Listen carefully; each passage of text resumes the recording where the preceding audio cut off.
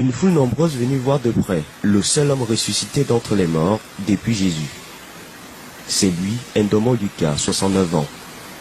D'après les membres de sa famille, il serait décédé depuis le 16 avril à l'hôpital Jamo de Yaoundé. Le 16 avril, il est mort entre nos mains dans les environs de 4 h du matin, 3 h, 4 h du matin. Le médecin a confirmé le décès. Pour sortir encore de l'hôpital, le médecin doit sortir les papiers.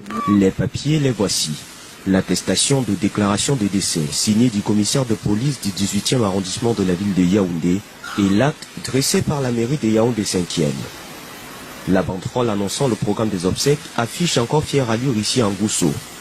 La levée de corps aurait eu lieu le 26 mai à l'hôpital général de Yaoundé et l'inhumation dans cette... Attendons un peu. Vous avez écouté un extrait du reportage. Chaque fois on a l'habitude de parler ici souvent des revenants, des ceci, des cela. Les gens disent que oh, vous prenez les histoires, passez le temps à inventer les histoires, vous racontez les histoires. Vous passez le temps à dire que oh, telle chose s'est passée, telle chose s'est passée. Voilà quelque chose, vous avez les preuves. Voilà quelque chose qui avait les preuves. Voilà quelqu'un qui était mort. Moi-même, je suis dépassé comme vous. Voilà quelqu'un qui, ça se passe au Cameroun. Ça se passe au Cameroun, pour ceux qui ne savent pas. Voilà quelqu'un qui était mort. Il y a tous les papiers, hein. Tous les papiers. Il y a même l'acte de décès qui avait été établi. Vous avez vu, vous voyez là, il y a l'acte de décès qui avait été établi. Il y a le médecin qui a signé, qui a confirmé le décès. Il y a le commissaire divisionnaire de police qui a signé l'acte de décès, qui a confirmé et cacheté. Il y a même déjà, le truc, les documents de la morgue. Il y avait même déjà les banderoles qu'on a placées pour le décès, pour le deuil, quand on faisait le recueillement chaque soir. Il y avait déjà tout, il y avait les affiches, il y avait il y avait tout, il y avait les invitations et tout pour le don. On avait programmé, sorti le programme, tout, demandant quelque chose avec toutes les preuves et tous les papiers. Et c'est le reportage, s'il vous plaît, d'une grande chaîne de télévision, une grande chaîne de télévision nationale. Écoutons le reportage jusqu'à la fin d'abord. Écoutons le reportage au complet et je reviens. Est retourné en famille samedi à la grande stupéfaction des habitants du quartier. Retour sur les faits avec Daniel Anisseboudji, Karen Mezatachouya et Samuel Ebakissa. Dans la nuit noire, nous voici sur le terrain d'une scène insolite. Nous sommes à Gousso, lieu dit des Saintes Chapelles, dans l'arrondissement de Yaoundé 5e.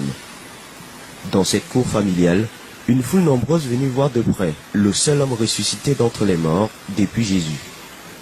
C'est lui, Ndomo Lucas, 69 ans.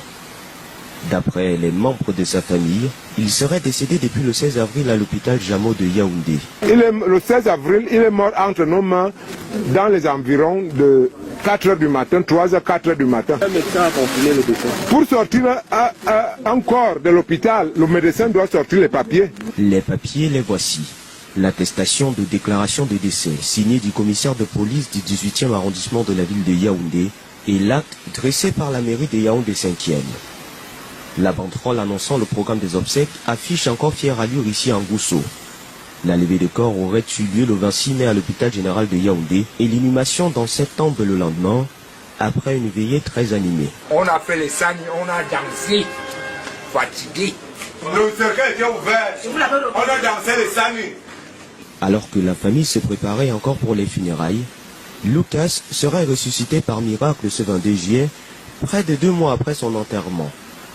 Selon ses proches, c'est aux environs de 17 h qu'il a débarqué en famille, sur ses 2 pieds. Moi je me lave, j'entends seulement la femme de Ndomo, je dis que c'est quoi? Ndomo est là-bas, j'ai dit qui est quel Ndomo? Ndomo que j'ai enterré. Je t'ai dit qu'il a mis seulement la bici. Quand je suis venu, il m'a dit que ma tu sors d'où? Je dis que toi tu sors d'où? Il m'a dit qu'il était au centre Jamo. Il m'a connu, il m'a dit qu'achète-moi le pain avec le beurre. On a acheté 3 pains la 2 jours. Il a déjà fini de boire. Pour la veuve, c'est un miracle. Il n'y a pas eu confusion de corps. C'est moi-même qui ai acheté l'habillement et le cercueil. J'étais à la mort avant. On a enlevé le corps, on a amené ça à la maison. D'après les témoignages de la famille, le prétendu mort-vivant serait mentalement instable et interné au village de la mort du centre Jamo avant son décès. Son raisonnement semble d'ailleurs confirmer cette thèse. Même moi, j'ai vu ça plus tard. C'est la question. Quand on faisait ça, je soupçonnais l'équipe. La pathologie est héréditaire dans cette famille, apprend-on. Nous sommes tous fous. Nous sommes tous fous. Nous n'avons pas les moyens de nous soigner. J'ai adressé une lettre de demande d'aide au Premier ministre. Pour l'heure, c'est l'étonnement qui règne au sein de la famille, mais bien plus un sentiment de joie. La veuve, ou plutôt l'ex-veuve, se dit prête à reprendre une vie normale avec le revenant présumé. Je lui ai embrassé. Avant qu'il me dise que je lui ai embrassé, il m'a aussi embrassé. Le sang qui coule dans lui, c'est le même sang qui coule dans moi, c'est le nez de ma famille, je suis le dernier. Donc, même s'il est revenant, même si... J'espère que vous avez écouté. J'espère que vous avez vous-même vu ce que vous avez écouté. Vous allez encore dire quoi maintenant? Vous allez encore dire quoi? Vous savez bien que c'est un médecin qui confirme le décès d'un individu. Ça a été confirmé, l'heure et tout, on a établi l'acte de décès, on a tout fait. Il y a toutes les dispositions pour le deuil. Voilà un cas réel qui se passe au Cameroun. Quand on dit chaque fois ici qu'il y a les affaires de revenants, il y a des gens qui disent qu'on a inventé et tout ça là, voilà. Je vous assure que c'est un mystère, c'est un grand mystère, ce monde-ci. Il y a tellement de mystères là-dedans. Qu'est-ce qu'on va dire là? Tellement de mystères. Donc je ne sais pas, on ne sait pas vraiment ce que ces gens vivent, on ne sait pas vraiment ce qui se passe dans cette au-delà. On ne sait pas vraiment ce qui se passe dans l'au-delà. Voilà le gars, il est là. et l'ex-veuve dit qu'elle est prête à continuer sa relation, à vivre carrément avec son mari. Elle va vivre avec lui. Et je vous assure que les gars ils vivent ensemble aujourd'hui, parce que ce n'est pas une affaire de l'année ci, c'est une affaire de, je crois, l'année passée. L'année passée, on revient sur les faits, c'est une affaire qui s'est passée l'année passée. Donc c'est pour vous dire que les gars vivent aujourd'hui, ils vivent en parfaite santé, en parfait amour. Moi, sa femme, je n'ai plus peur. Parce que il ne me fait pas quelque chose que tu veux dire que quelqu'un était mort. Aujourd'hui, même comme la tête ne tient pas, elle me dit que, Massa, pourquoi quand je passe, les gens me disent que j'étais mort. J'étais mort comment? Il m'a demandé ce matin. Je lui ai dit que non, tu n'étais pas mort. Tu me dis que tu étais au centre Jamon. Il m'a dit oui. Avoir frôlé la mort, est heureuse de retrouver un mari, désormais plus calme et moins violent qu'avant. Un des oncles de ce dernier est plutôt dubitatif lorsqu'on parle de confusion de personnes. Pour lui, c'est bien son neveu qui a été inhumé le 27 mai dernier. C'est lui-même, je confirme que c'est lui. Il n'y a pas de confusion. Même sa chevelure, tout, là où il est là. Même autant qu'on lui a enterré. C'est la même barbe qu'on lui a enterré, même que sa chevelure, mais ça n'a même pas changé.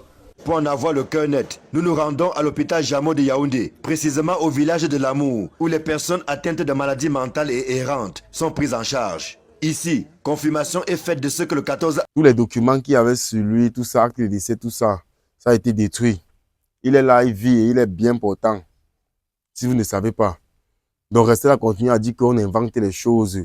Quand on fait les vidéos ici, vous partagez qu'on invente les choses pour faire peur. Donc, les histoires que je vous raconte, ce sont des histoires réelles. Ce ne sont pas seulement des histoires inventées, des histoires racontées. Tout. Voilà un fait. Là, voilà un fait. Diffuser, j'ai préféré utiliser les images aussi, des extraits d'images d'une télé nationale pour que vous voyez que si c'est moi qui racontais, vous allez dire que non, c'est faux. Je ne veux pas trop parler, je voulais seulement vous montrer ça, pour vous montrer ce qui se passe. Parce qu'il y a plusieurs histoires que je vais vous raconter ici, là. Il faut que vous commencez d'abord par croire ceci, d'abord avant de croire aux prochaines histoires. Abonnez-vous sur la chaîne Dr MK pour plus de vidéos.